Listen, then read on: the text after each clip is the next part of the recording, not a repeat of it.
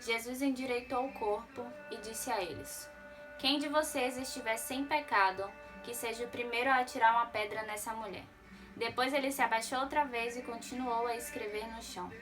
Quando ouviram isso, todos foram embora, um por um, começando pelos mais velhos. Ficaram só Jesus e a mulher.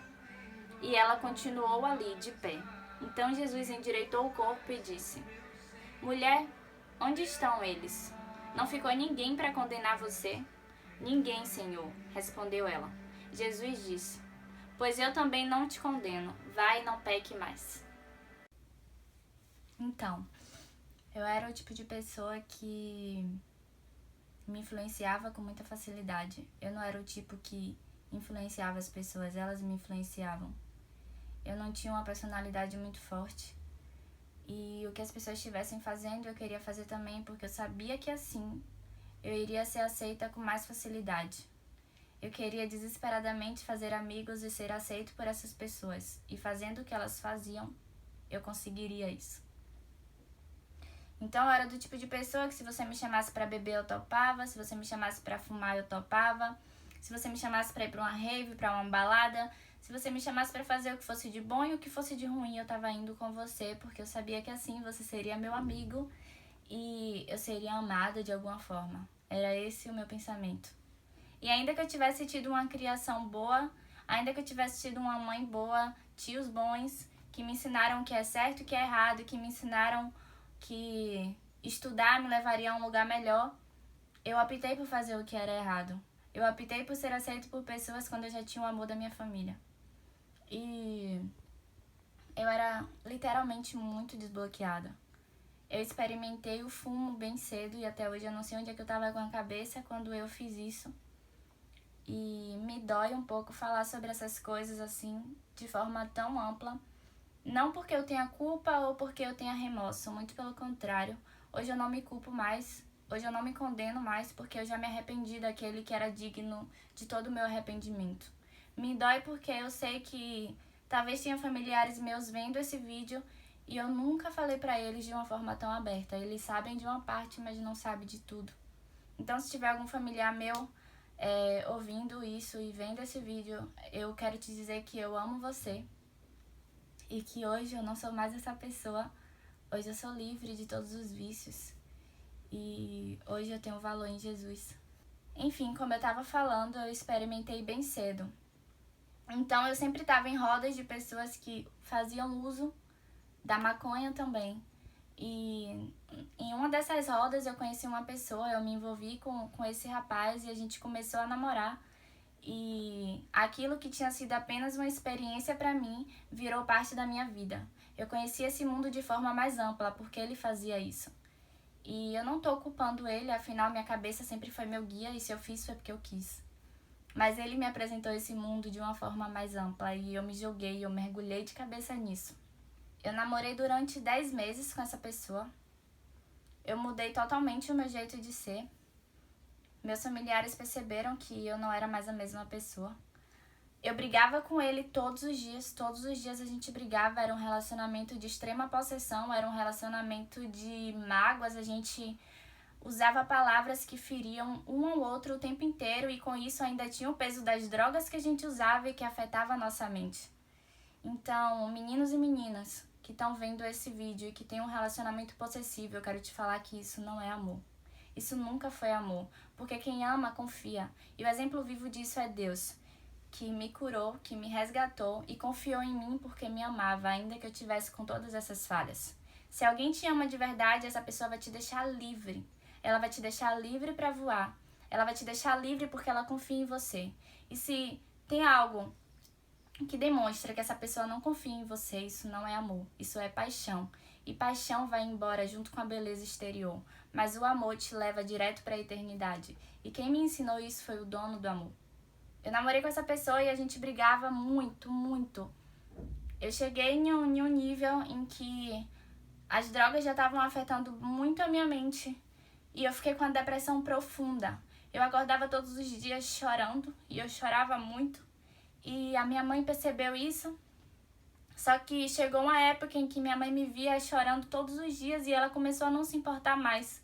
Não porque ela era uma mãe ruim, ela é a melhor mãe que existe, Mas ela acordava, me via chorando e ela pensava, deve ter brigado com o namorado de novo.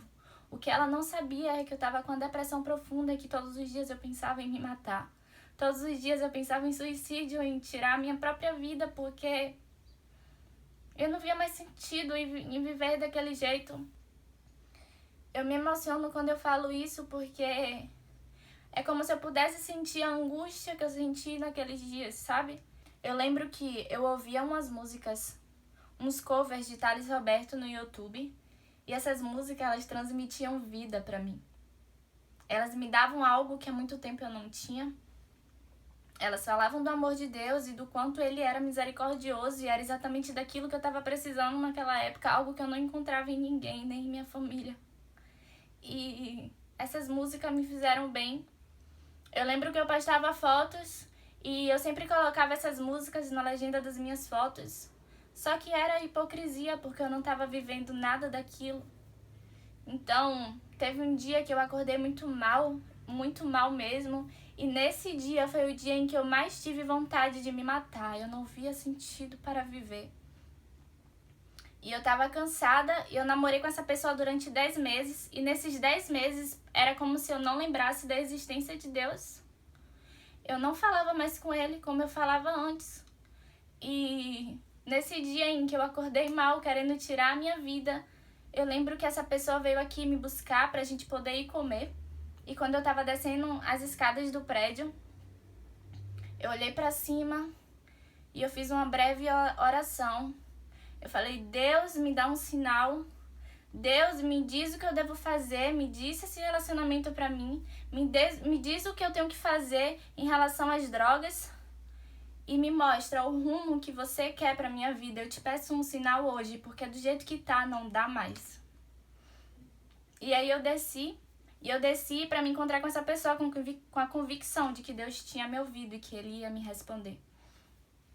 Então eu entrei no carro e o mais engraçado é que desde que a gente começou a namorar, a gente andava de carro pra cima e pra baixo com drogas dentro do carro. Então o tempo inteiro eu estava sujeita a parar em uma blitz, a ir parar em uma delegacia e a coisa fica feia pro nosso lado. Mas isso não tinha acontecido, isso nunca aconteceu. E aí eu peguei e desci as escadas do prédio, fui me encontrar com essa pessoa, entrei no carro e a gente saiu pra comer. Ele acendeu um cigarro do meu lado e me ofereceu e eu falei que eu não queria. Depois da oração que eu tinha feito pra Deus, eu senti que eu não precisava fazer isso, eu senti que alguém me tinha mudado e que eu tinha que esperar pelo sinal dele. E se eu fumasse, se eu usasse algum tipo de droga, ele não ia me responder, então eu preferi ficar na minha. E aí, isso era de tarde, a gente foi pra casa dele, quando anoiteceu, a gente tava brigando muito porque ele percebeu que eu não tava bem, ele queria saber o que era e eu não queria contar pra ele. E aí a gente saiu de noite, eu não tava muito afim de sair nessa noite, mas a gente foi. E aí a gente encontrou umas pessoas conhecidas e a gente foi pra uma rua deserta. O que a gente não sabia é que nessa rua tinha uma viatura rondando o lugar. E a viatura parou do nosso lado. Quando a viatura parou do nosso lado, o policial olhou pra gente e eu gelei. Eu sabia que ia dar ruim. Eu nem lembrava mais do sinal que eu tinha pedido pra Deus. E aí ele pediu pra gente descer do carro, revistou tudo e achou o que tinha no carro de droga. Então a gente desceu do carro, quer dizer, já tinha descido, né? E aí foi todo mundo pra delegacia. O que me salvou nesse dia é que eu tinha 17 anos, eu era de menor, então eles não podiam me prender. Foi surreal, porque eu não parava de chorar um segundo. Eu via os meninos algemados e desesperados e eu não conseguia parar de chorar. E eu falava, Deus, o que é que eu fiz com a minha vida? Olha onde eu vim parar. Não tinha necessidade de eu estar nesse lugar simplesmente porque eu queria ser aceita pelas pessoas. E aí eu lembro que as pessoas daquele lugar me trataram tão bem, de uma forma que eu não merecia. E eu ficava, como assim? Eu tô em uma delegacia. Me pegaram com pessoas que estavam com drogas e eles estão me tratando bem. Eu lembro que sentou um policial do meu lado e eu pude ver a luz de Deus naquele homem, porque ele olhou pra mim e falou, parece que eu tô vendo a minha filha. E eu não queria ver você passando por isso. Eu vejo que você é uma menina boa. Minha filha tem sua idade e eu sei que você não merece estar passando por isso, só que eu merecia sim. E aí eu falei pra ele, moço, eu quero a minha mãe. Já era de madrugada e eu já tava lá há muito tempo, esperando alguém me dizer o que é que eles iam fazer comigo. E aí ele pegou o celular dele, ligou pra minha mãe e falou a ela o que tinha acontecido. E aí minha mãe saiu de casa desesperada, foi feito louca pra ir na delegacia me pegar. Quando ela chegou lá, ela olhou pra mim e a gente começou a chorar muito. E aí a gente foi falar com a delegada pra ela poder me liberar, eu respondi umas perguntas e a delegada foi muito fria. Ela foi a única pessoa que não me tratou muito bem, mas eu entendo que era o trabalho dela. E aí a gente veio pra casa. Quando eu cheguei em casa, eu tirei aquela roupa que eu tava usando, eu tirei a sandália, eu tomei um banho e deitei na cama.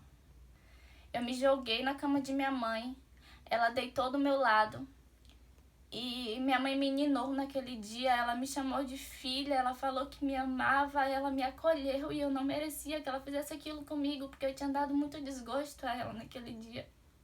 Mas mesmo assim ela me acolheu e ela me amou, a única coisa que ela fez foi me amar. E eu lembro que minha mãe pegou as minhas roupas que eu tava usando naquele dia e ela jogou no lixo. Ela jogou a sandália no lixo, ela não queria nenhum vestígio que lembrasse daquele dia. Eu sabia que depois disso eu não ia poder continuar com o meu relacionamento. E eu tive que abandonar esse relacionamento. Depois disso, eu lembro que eu fiz uma viagem, eu fui para o interior, fui para casa da minha avó e minha família toda tava lá e grande parte sabia o que tinha acontecido, mas não sabia direito o que estava acontecendo, só sabia que eu tinha terminado o relacionamento e que tinha acontecido algo muito grave. E meu tio, que é um pai pra mim, que me criou, que me ajudou minha mãe durante muito tempo, ele ia viajar, ele ia pro Rio Grande do Norte. Todo ano ele faz essa viagem, todo ano. Mas justamente no ano em que minha vida desmoronou, ele resolveu me convidar para fazer essa viagem. E eu lembro que uma semana antes dele me chamar para viajar, eu tinha tentado tirar minha vida no meu quarto. Eu tomei muitos remédios de vez com a tentativa de ficar inconsciente e de esquecer tudo aquilo que eu estava vivendo. Mas mesmo assim, Deus não permitiu que nada tivesse acontecido comigo e Ele me livrou da morte, Ele me livrou do poder da morte. E aí meu tio me chamou pra viajar e eu falei, vamos, era tudo que eu tava precisando. Eu passei um mês fora. Foi o mês em que eu tive as piores noites da minha vida. Quando eu ia deitar de noite, eu tinha pesadelos, eu ouvia vozes quando eu ainda estava acordada. E eu contei pra minha tia, eu lembro que eu contava pra ela chorando e ela achava que era alucinação devido às drogas que eu tinha usado, só que eu sabia que não era. Eu estava me aproximando de Deus e tinha algo tentando me paralisar. Então, eu decidi me posicionar diante daquilo, eu abri uma Bíblia. E antes mesmo de ler o que estava escrito na palavra, o poder de Deus veio sobre mim. Eu caí de joelhos em prantos. E eu entendi que era o poder da palavra de Deus. E naquela noite eu dormi muito bem, naquela noite nada me atormentou e eu entendi que foi a proteção de Deus sobre a minha vida, porque só podia ter sido Ele. Sabe, só podia ter sido o amor dele que tinha me alcançado. Eu nem li o que estava escrito ali e ainda assim eu caí de joelhos chorando, não tinha explicação. E aí eu entendi que a Bíblia era como um escudo, que a palavra de Deus era como um escudo e que bastava eu ler ela todos os dias para eu dormir bem e para nada me atormentar. Nessa viagem eu ganhei 3 Bíblias. Ou Deus queria que eu lesse ou Ele queria que eu lesse, não é possível. Porque eu ganhei 3 Bíblias nessa viagem e era como se Ele quisesse desesperadamente que eu lesse as cartas que Ele deixou para a humanidade. E aí eu voltei para minha cidade, quando eu cheguei aqui eu ainda continuei bebendo, ainda continuei frequentando eventos, mas quando eu chegasse em casa, independente do meu estado, se eu tivesse bêbada ou não, eu pegava a Bíblia para ler. E o engraçado era que eu pegava a Bíblia para ler em um estado super inconsequente e ainda assim eu não me sentia julgada, eu só me sentia amada, sabe? Tipo, Deus me queria do jeito que eu estava para que a bondade dele pudesse me alcançar. E aí Ele se apresentou a mim antes mesmo de eu frequentar uma igreja. E quanto mais eu me aproximava dele, mais ele me purificava e eu comecei a abrir os olhos e ver que essas coisas não tinham o menor sentido. E hoje eu entendo por que minha mãe me acolheu naquele dia. Hoje eu entendo por que ela não apontou o dedo pra mim e falou: você é inconsequente, você é uma drogada, onde você foi parar por causa dos seus erros, onde foi que eu errei. Ela podia ter me dito coisas horríveis, mas ela me colocou na cama dela, ela me ninou, ela falou que me amava e ela me chamou de filha. Ela jogou minhas roupas fora. E hoje eu entendo que se Deus estivesse aqui na terra, em carne e osso, é exatamente assim que ele faria comigo. E minha mãe nem sabe, mas ela foi tremendamente usada por ele. Foi o próprio Jesus me acolhendo. E ele jogou aquelas vestes que eu estava usando no lixo, porque ele queria me dar novas vestes. Ele queria me mostrar que ele tinha algo novo para mim. Em 1 Coríntios 15, 53, tem: pois este corpo mortal precisa se vestir com o que é imortal. Este corpo que vai morrer precisa se vestir com o que não pode morrer. Assim, quando esse corpo mortal se vestir com o que é imortal, então acontecerá o que as Escrituras Sagradas dizem: a morte está destruída, a vitória é completa. Onde está, ó morte, a sua vitória? Onde está, ó morte, o seu poder de ferir? O que dá à morte o poder de ferir é o pecado, e o que dá ao pecado o poder de ferir é a lei. Mas agradecemos a Deus, o que nos dá a vitória, por meio do nosso Senhor Jesus Cristo. Foi exatamente por isso que minha mãe jogou minhas vestes fora naquele dia. Foi porque Jesus estava trocando elas. Ele não queria mais que eu vestisse roupas que me levavam em direção à morte. Ele queria me dar roupas novas que me levariam em direção à eternidade para eu me encontrar com Ele. E o evangelho é justamente sobre isso, é sobre salvação, não é sobre um carro novo, não é sobre uma casa nova, não é sobre o que Deus pode te dar de terreno, é sobre um tesouro que está guardado nos céus. E esse tesouro é a salvação, esse tesouro é a vida eterna com Jesus e é isso que Ele quer te dar. Você não nasceu para acordar chorando, você não nasceu para viver depressivo, você não nasceu para ser inconstante, um dia tá feliz, outro não tá. Você nasceu para caminhar em direção ao eterno com Ele. E foi exatamente o que Ele fez por mim, sabe? Hoje eu sou feliz, hoje eu sou livre, ainda que eu tenha dias ruins, porque aqui no mundo não tem como você ser feliz o tempo inteiro, mas eu sei que nos céus você pode. E é exatamente isso que Ele quer te oferecer. O evangelho é sobre salvação.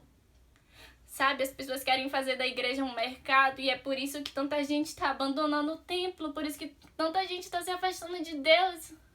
Deus não tem nada a ver com dinheiro, cara. Pare de pregar isso, porque isso é vazio. Comece a pregar a salvação.